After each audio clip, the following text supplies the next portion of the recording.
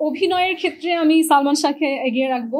শাকিব খান সেই দিক থেকে লঞ্জেভিটিটা পেয়েছে, তাকে মানতেই হবে যে একটা অচল ইন্ডাস্ট্রিকে তিনি সচল রেখেছেন। আমার কেসও হচ্ছে আমার সৌন্দর্য, এবং আমার প্রশ্নও হচ্ছে আমি সিনেমা করবো কিনা। আমার তো জীবনটাই সিনেমা এই মুহূর্তে।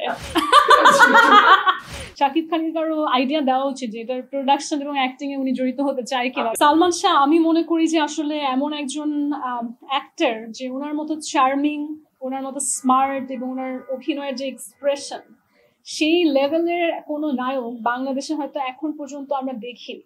এবং সে এত আগের সময়ের, আমি অবাক হই যে আমরা যদি তাকে সেই সময় থেকে এনে এখনের স্ক্রিনে দিয়ে দিই, এখনো তাকে মনে হবে অনেক মডার্ন এবং অনেক গ্লোবাল। ওনার একটা গ্লোবাল অ্যাপিল আছে, শুধু বাংলাদেশে না। আমি যদি আমার কিন্তু আসলে ওই যেহেতু আমি অনেক দেশের সংস্কৃতির সাথে মিশি, তো আমার ওই সেন্সটা আছে যে অন্য বিদেশিদের কাছে দেখলে কেমন মনে হবে। আমার মনে হয় সালমান শাহ সেই কোয়ালিটিটা আছে যে তাকে যদি ফরেনার্সরাও দেখে বা হলিউড বলিউডেরও কেউ দেখে, তখনও তাকে মনে হবে যে হি ইজ স্মার্ট। তবে আমার কাছে মনে হয় যে মানুষটা এখন পৃথিবীতে নেই এবং অনেক বছর হয়ে গেছে, এবং তার সমপর্যায়ের কাউকেও আমরা এখন পর্যন্ত পাইনি।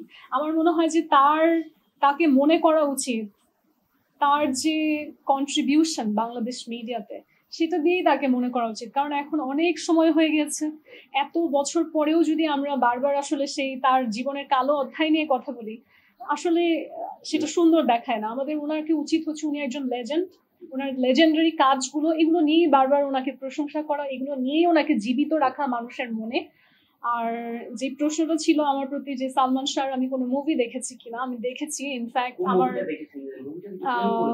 আমি কেয়ামত থেকে কেয়ামত, নামটা কি ঠিক বলেছি?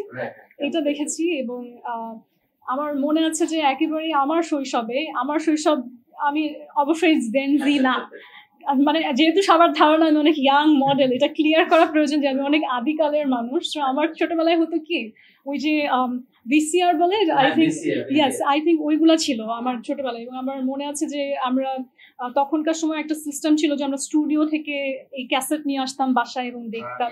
হ্যাঁ, তো আমার শৈশব কিন্তু সেই সময়। তো তখনকার সময় প্রতি শুক্রবার দেখা যেত, আমি শুক্রবারে দুপুর 3টায় একটা হতো, দুপুর 3টায় বিটিভিতে। হ্যাঁ, তো তখন ওইটা দেখার জন্য আমি অধীর আগ্রহে এক সপ্তাহ অপেক্ষা করতাম যে কখন ফ্রাইডে হবে, কখন সেই সালমান শাহর সিনেমা দেখাবে, আমি দেখবো। এবং কখনো কখনো এমন হতো সিনেমাটা দেখাবে যেই সময়ে, তখনই দেখা যাচ্ছে প্রাইভেট টিউটর চলে এসছে বাসায়, এবং আমার সেই যে কি কান্না বিদ্রোহ যে না, আমি সিনেমা দেখবো, আমি পড়বো না। হ্যাঁ, তো এই জিনিসগুলো আসলে সালমান শাহর সময়ে, তার সময়ে যে অন্য অ্যাক্টর অ্যাক্ট্রেসরাও ছিল বা যেই ধরনের মুভি তৈরি হতো, তারা দর্শকের মধ্যে সেই আগ্রহটা তৈরি করতে পেরেছিল। তো এটা আমার শৈশবের অবশ্যই একটা সুন্দর সময়, যখন আমি সালমান শাহ দেখেছি। অভিনয়ের ক্ষেত্রে আমি সালমান শাহকে এগিয়ে রাখবো।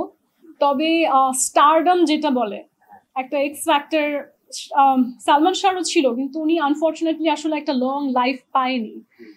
শাকিব খান সেই দিক থেকে লঞ্জেভিটিটা পেয়েছে, এবং সে একেবারেই ভেঙে পড়া একটা ইন্ডাস্ট্রি, অচল একটা ইন্ডাস্ট্রিকে সে যেভাবেই হোক, তার আপনি অ্যাক্টিং নিয়ে যতই তাকে জাজ করেন, যতই তার বিহেভিয়ার অনেক কিছু নিয়ে বা তার লাইফ নিয়ে আপনি তাকে ক্রিটিসাইজ করেন, আপনাকে মানতেই হবে যে একটা অচল ইন্ডাস্ট্রিকে তিনি সচল রেখেছেন এক হাতে, সিঙ্গেল হ্যান্ডেডলি। তো সেই দিক থেকে কিন্তু সে ফেলে দেওয়ার মতো না। সো এই কম্পারিজনে আমি মনে করি যে সালমান শাহ, শাকিব খান দুইজনের মতনই ইম্পর্টেন্ট ফর আওয়ার ইন্ডাস্ট্রি।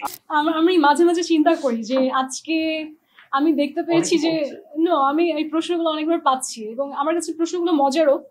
তবে আমি মাঝে মাঝে চিন্তা করি যে একই কেস, মিথ্যে মামলা আদালতে চলছে, সেখানে একজন পুরুষ আসামি আছেন, তাকে কেউ ইন্টারভিউ করছে না, তাকে কেউ প্রশ্ন করছে না, ভাই আপনি কি নায়ক হবেন, কেউ করছে না। কিন্তু আমি নারী বলে আমার কেসও হচ্ছে আমার সৌন্দর্য, এবং আমার প্রশ্নও হচ্ছে আমি সিনেমা করবো কিনা। আমার তো জীবনটাই সিনেমা এই মুহূর্তে। I think at this point of time সবচেয়ে হিট সিনেমা বাংলাদেশের বাজারে হচ্ছে মেঘনা আলমের মিথ্যা মামলা। এবং সবচেয়ে ভালো যে হচ্ছে ভিডিও রেকর্ডিং, পিআর সবচেয়ে ভালো হয়, এবং সিনেমার চেয়েও হচ্ছে কাটতি হয়, সিনেমার চেয়ে বেটার, সেটা হয় হচ্ছে এই মুহূর্তে সিএমএম কোর্টে। আমার মনে হয় শাকিব খানকে এই আইডিয়াটা কারো দেয়া প্রয়োজন, যে অ্যাকচুয়ালি যদি হচ্ছে একটা বায়োগ্রাফিক্যাল অটোবায়োগ্রাফির উপরে সিনেমা বানানো হয় কারো, মানে পৃথিবীর ইতিহাসে বাংলাদেশে এরকমের হচ্ছে একজন রাষ্ট্রদূত এবং একজন বিউটি কুইন, তাদের মধ্যে প্রেম বিবাহ নিয়ে এত জটিলতা, এবং সেই জটিলতাকে বলা হয় রাষ্ট্রীয় দুর্ভোগ, রাষ্ট্রীয় সমস্যা। আমার মনে হয় এরকম এক্সাম্পল আমি জানি না আর কখনো হয়েছে কিনা। সো একটা না একটা সময় আমি বিশ্বাস করি যে এটা আসলেই ইতিহাসের একটা অংশ, এবং হয়তো কখনো এটা নিয়ে সিনেমা হলে শাকিব খানের কারো আইডিয়া দেওয়া উচিত যে এটার প্রোডাকশন এবং অ্যাক্টিং এ উনি জড়িত হতে চায় কিনা, কারণ ভালো হবে।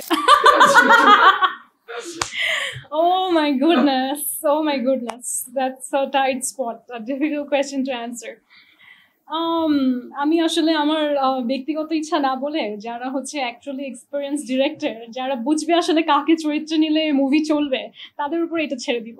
আমি বলেছি যে আমি এটা, যারা হচ্ছে আমাদের বাংলাদেশের মিডিয়া ইন্ডাস্ট্রির বাজারটা বোঝে, যেখানে কোন সিনেমা চলে, কাকে কোন চরিত্রে নিলে আসলে চরিত্রায়নটা সুন্দর হয়, আমি এটা তাদের উপরে ছেড়ে দিব।